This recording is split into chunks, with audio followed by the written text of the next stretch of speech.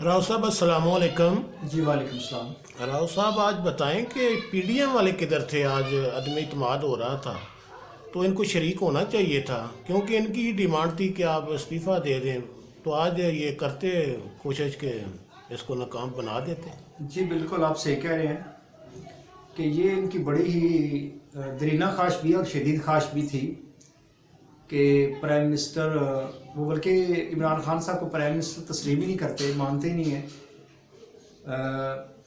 حالانکہ اگر عمران خان بالفرض 2018 کے جو الیکشن تھے اس میں ہار جاتے اور یہ جو پی ڈی ایم والے پاکستان مسلم لیگ نون ہے یا پیپلز پارٹی ہے یہ جیت جاتے تو یقیناً آج یہ جو باتیں کر رہے ہیں، پھر تحریک انصاف نے بھی یہی باتیں کرنی تھی کہ یہ پاکستان آرمی لے کے آئی ہے، امریکہ لے کے آیا، جرمن لے کے آیا، جاپان لے کے آیا۔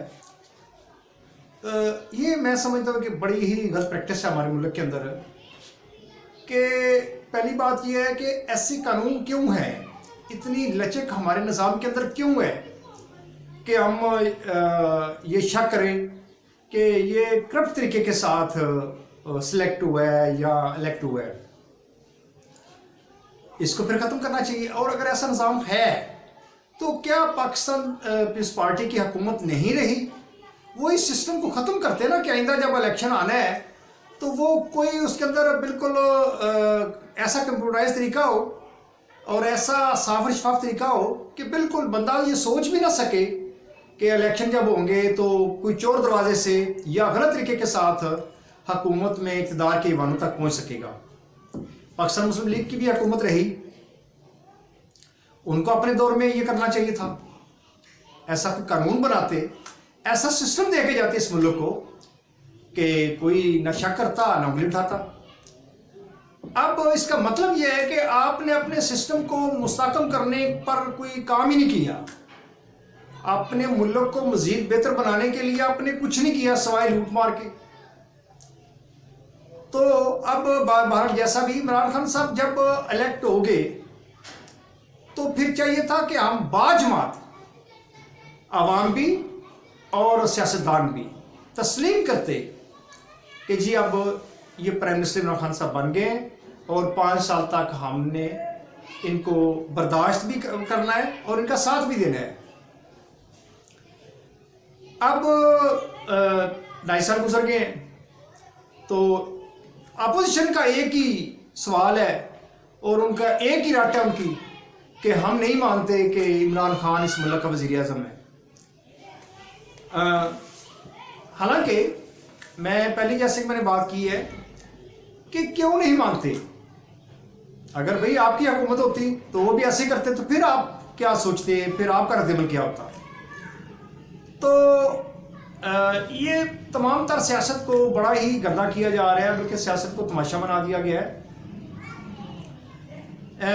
اپوزیشن بھی اور حکومت بھی سیریس طریقے کے ساتھ، باوقار طریقے کے ساتھ، ذمہ دار اور باشعور شہریوں کی طرح سیاست کو بھی اور نظام کو بھی بہتر بنانے کی کوشش کرے۔ اب سینٹ کا دیکھیں الیکشن، پتہ یہ چلا کہ جی سینٹ میں ون ہو رہی ہے جے ڈی اپنا پی ڈی ایم، تو بڑی خوشی ہوئی ان کو۔ اب ان کا یہ تھا کہ جی وزیر اعظم گئے، اب ان کا اعتماد پر عدم اعتماد ہو گیا ان پر اور یہ گئے، تو ایسے میں عمران خان صاحب نے ایک بڑا دلیرانہ فیصلہ کیا اور بڑا رسک لیا۔ تو بھائی جس طرح آپ نے پہلے کیا تھا اس طرح آپ کچھ کرتے، بھاگ دوڑ کرتے۔ تو اب آپ اجلاس ہوا، وہ بڑی جرات کے ساتھ اسمبلی میں آیا اور آ کے اس نے ووٹ، مطلب کہ آپ کو پتا تھا کہ آج ووٹ ہے تو آپ کو میدان میں آنا چاہیے تھا، اپوزیشن کو چاہیے تھا کہ وہ میدان میں آتے۔ ہار جیت کس کو ملنی ہے یہ مقدر کی بات ہے، لیکن میدان چھوڑ جانا یہ نہ کوئی شیروں والی بات ہے، نہ کوئی میں سمجھتا ہوں کہ مردوں والی بات ہے۔ اور اس کا مطلب یہ ہے کہ یہ ملک کو نظام کو چلنا دینا ہی نہیں چاہتے۔ اب ٹھیک ہو گیا، ان کو تو بڑا ایک کلیئر میدان ملا ہے حکومت کو، بڑے صاف ستھرے طریقے کے ساتھ اور بڑے پیار اور آرام کے ساتھ انہوں نے اعتماد کا ووٹ لیا ہے، نہ شور ہوا ہے نہ شرابہ ہوا ہے۔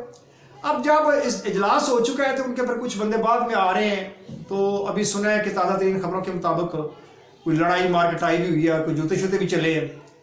तो दोनों इदारों को, हुकूमत को भी, हुक्मरानों को भी और अपोजिशन को भी, वो वाकई इस मुल्क और कौम के खैर खा हैं, तो यार उनको कुर्बानियाँ भी देना चाहिए और उनको बर्दाश्त भी करना चाहिए, और मुल्क के लिए जो बेहतर फैसले हैं उनको होने देना चाहिए और उनको तस्लीम करने चाहिए। अस्सलाम वालेकुम डॉक्टर साहब, क्या हाल है? ठीक ठाक को कैसे हैं आप?